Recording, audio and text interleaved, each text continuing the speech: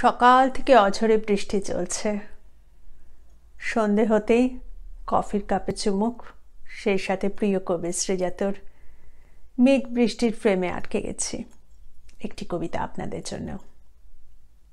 তার উত্তর ছিল আসবো, মেঘ করুক।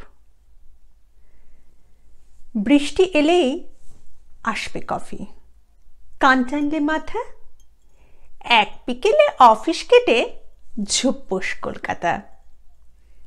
আলতু ভাবে নাম লিখেছি কফি শপের কাছে। মেঘ যদি না ডাকে তোমার আসতে বারণ আছে। আমিও তবে ছাড়ছি না ওই অসহ্য হাত দুটো।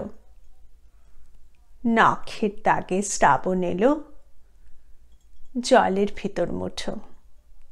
হ্যাঁ, আমি খুব জিদ্দি আছি, একরোখা ঝুংরুটে।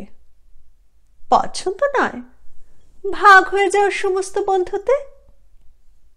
আর না হলে আমার থাকো চশমা বিলাস পরি, দুজনে মিলে তৈরি করি আষাঢ়ে অম্বরী। অসহ্য হাত কামড়ে আছি, ফেরিনি সম্বিত।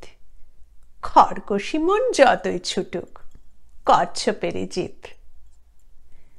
এক বিকেলে ভাঙবে মেঘের বাদামি কর্নেটো। আমরা যেদিন আড্ডা দেব কফি শপের ভেতর।